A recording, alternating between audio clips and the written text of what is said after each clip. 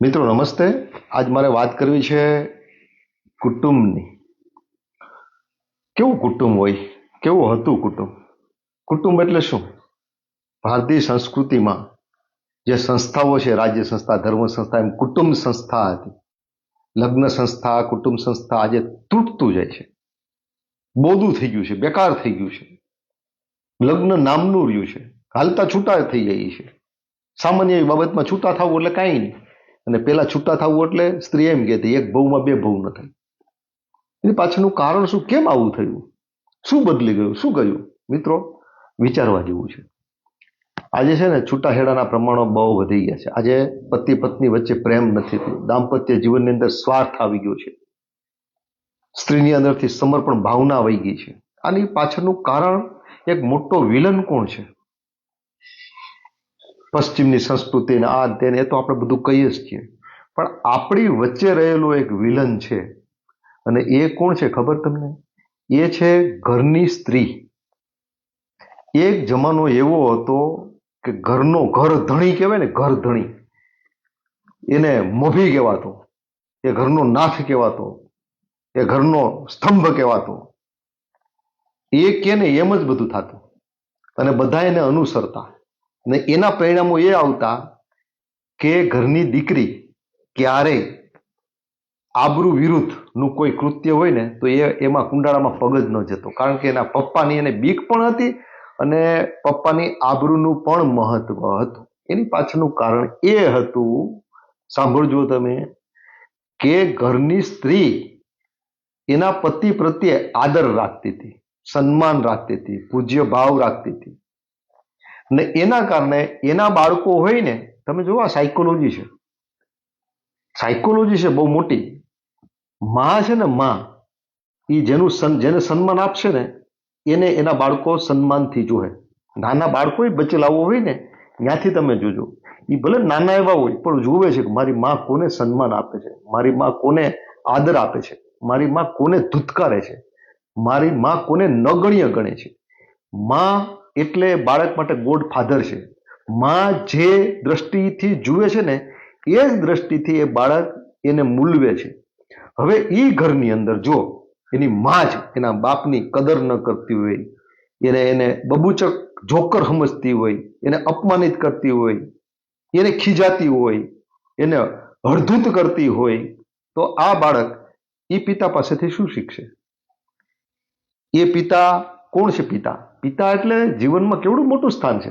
મંત્રદહ પિતા, પિતાના કહેલા શબ્દો હોય ને, એના મોઢેથી નીકળેલા શબ્દો હોય ને, એ બાળકને મંત્ર સમાન લાગવા જોઈએ. એ પિતા જમાનો ખમેલો અને જમાનો ખાધેલો માણસ છે. અનુભવનું બહુ મોટું પોટલું એની ઉપર છે.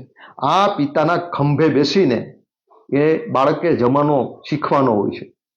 એ પિતાની આંગળી પકડીને આ બાળકે આ દુનિયાનો પ્રવાસ કરવાનો હોય છે, દુનિયાની શેર કરવાની હોય છે. પિતા ખૂબ આપે છે, પણ જો માં એ પિતાને મહત્વ ના આપતી હોય ને તો એ પિતા પાસેથી બાળક કશું જ મેળવતું નથી. એટલે આપણા શાસ્ત્રોમાં કીધું છે કે માનું ચારિત્ર સંતાનમાં આવે છે, માનું ચારિત્ર અને પિતાની બુદ્ધિ. માનું ચારિત્ર અને પિતાની બુદ્ધિ, આ બેયનું બહુ મહત્વ છે. માના ચારિત્રનું બહુ મહત્વ છે. મા ચરિત્રહીન, ચરિત્ર શિથિલ હશે તો એના દીકરા દીકરીઓની અંદર ચરિત્રહીનતા આવવાની શક્યતાઓ છે. અને બાપ જો મૂર્ખ હશે તો એના સંતાનો પણ નમાલા માઈક આંગલા થશે. હવે બાપ મૂર્ખ ક્યારે સાબિત થાય? જ્યારે એની માં એ બાપને સન્માન ન આપતી હોય તો એ બાપ ગમે એવો હોય, બાળક એને મૂર્ખ જ સમજશે. એટલે એની પાસેથી એ મૂર્ખતા જ વારસામાં લેશે. મિત્રો, તમે જુઓ કેટલાક કુટુંબો ખૂબ આગળ ગયા છે. એની પાછળનું કારણ એના પાયામાં તમે જોજો કે એક પિતા હતો, એક સૂત્રથી બંધાઈને રહેતા હતા, એક માણસને સૌ અનુસરતા હતા અને એ માણસ આંગળી પકડીને આખા કુટુંબને ક્યાં ને ક્યાં પહોંચાડી દીધું. આજે માં છે ને, માં એ એટલી સ્વચ્છંદી થઈ ગઈ છે, સ્વતંત્ર થઈ ગઈ છે, એટલી સ્વાર્થી થઈ ગઈ છે. આ સ્વાર્થ થોડો ઘણો એની માતાએ એને શીખવાડ્યો છે અને એ સ્વાર્થ એ પાછી એના બાળકોને વારસામાં આપે છે. દીકરીની હગાઈ થતી હોય ને ત્યારે દીકરીને કેવું કુટુંબ જોઈએ, એ કોણ શીખવાડે છે? માં શીખવાડે. એમાં સાસુ ન હોવી જોઈએ, એમાં સસરો ન હોવો જોઈએ, એમાં દિયર નહીં, એમાં નણંદ નહીં, એમાં ભેગું નહીં રહેવાનું, સિટીમાં રહેવાનું, દૂર રહેવાનું. આ કેટલું પોટલું શિખામણનું એ માં આપે છે. બાપ ક્યારેય નથી કહેતો, ક્યારેય બાપ એવું નહીં કે બેટા આ નણંદ ન હોવી જોઈએ, સાસુ સસરા. બાપ નથી કહેતો. આ માં શીખવાડે છે. માં શિખામણ આપે છે, ખોટી શિખામણ આપે છે. એ મૂર્ખ છે એમાં. અને આવી માની દીકરીઓ હોય ને કોઈ દિવસ સુખી નથી થતી. જ્યાં જાય ને ત્યાં દુઃખી થાય. 4 વખત પાછી આવે ને તોય દુઃખી જ થાય છે.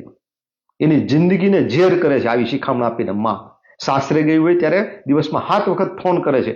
કેનું શાક કર્યું ને એ એની માને ખબર હોય. તમ તારે કહી દેજે તારા સસરાને, તારી નણંદને કહી દેજે, જુદી થઈ જાય, હું બેઠી છું, મારામાં તેવડ છે તને ગદરાવવાની. આવા શબ્દો દીકરીને કહેતો હોય. દીકરી શું કરે? દીકરી તો બિચારી સાસરું ગોતતી હોય ને ત્યારે એને ખબર ન હોય, અને સાસરે જાય ત્યારે ખબર ન હોય. એની માં જ ગોડફાધર છે. માની સલાહ, કારણ કે ઘરમાં માનું જ ચાલે છે. એટલે જ આપણા શાસ્ત્રોમાં કીધું છે કે જ્યાં માનું ચાલતું હોય ને, જે ઘરમાં માં વ્યવહાર કરતી હોય ને, એ ઘરની દીકરી ન તો લેવી કે એ ઘરમાં ન તો દીકરી આપવી.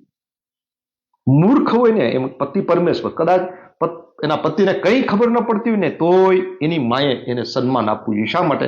કે પેલા બાળકો જુએ છે, એ બાળકો જુએ છે. બાળકો ઉપર ખૂબ ખરાબ અસર થશે. એટલે ઘરનો મોભી છે ને એનું મહત્વ છે. જે ઘરની સ્ત્રી, આપણે અહીંયા કહેવાતું ને જ્યાં નારીનો આદર થાય છે ત્યાં દેવતાઓ રમણ કરે છે, નાચે છે. યત્ર નાર્યંતુ પૂજંતે તત્ર રમંતી દેવતા. એ બરાબર છે, સાચી વાત છે.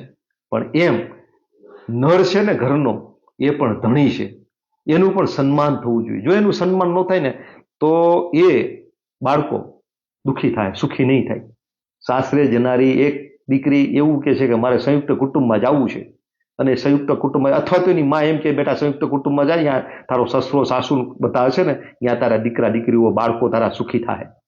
એને 5 વર્ષ રોટલા વધારે ઘડવા પડે કદાચ, પણ તમે જોજો એનો ઉત્તરાર્ધકાળ કેટલો સારો હોય. અને જે દીકરીને એવી સલાહ આપે છે તું એકલી રહેજે, તમે જુઓ એની હાલત દૂર દૂર ગયા પછી કેવી થાય છે. કાં છૂટાછેડા થાય છે ને, કાં છૂટાછેડા તો પતિ પત્ની વચ્ચે પ્રેમ જ નથી રહેતો. એની પાછળનું કારણ શું કે એ સ્ત્રીને, એ છોકરીને શીખવાડ્યું જ છે એવું કે તું સ્વાર્થી થાજે. સમર્પણ ભાવ જ નથી રહેવા દીધો. જે કુદરતી લક્ષણ છે એનું એ રહેવા જ નથી દીધું.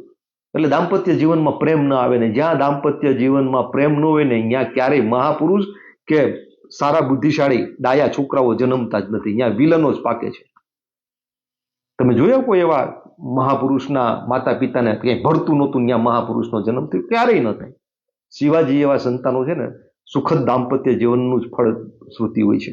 અને એ કુટુંબ આદર્શ કુટુંબ બને છે. પણ જ્યાં એક નારી 20 નોરવાળી, એવું કહે છે 20 નોરવાળી, જો એ નારીની અંદર સદભાવના ન હોય, સમર્પણ ભાવ ન હોય, તો એ ગમે એવું સારું કુટુંબ હોય, ગમે એવો સારો જીન્સ હોય, તો પણ છિન્ન ભિન્ન કરી નાખે છે. મિત્રો, સ્ત્રીનું ખૂબ મહત્વ છે આપણા શાસ્ત્રોમાં, આપણા કુટુંબમાં, આપણા સમાજમાં. એ સ્ત્રીના કારણે જ આપણો ધર્મ ટીકો છે. મિત્રો, ગમે એવો તો એ ધર્મ ટકાડવાવાળી સ્ત્રી છે, અને એ સ્ત્રીના કારણે આપણા કુટુંબો ટીકા છે. જો એની ભાવના કલુષિત થાય, બગડે, એ વિલન થાય ને, તો એ કુટુંબ સંસ્થા ભાંગી જાય, છિન્ન ભિન્ન થઈ જાય. મિત્રો, અસ્તુ જય હિન્દ.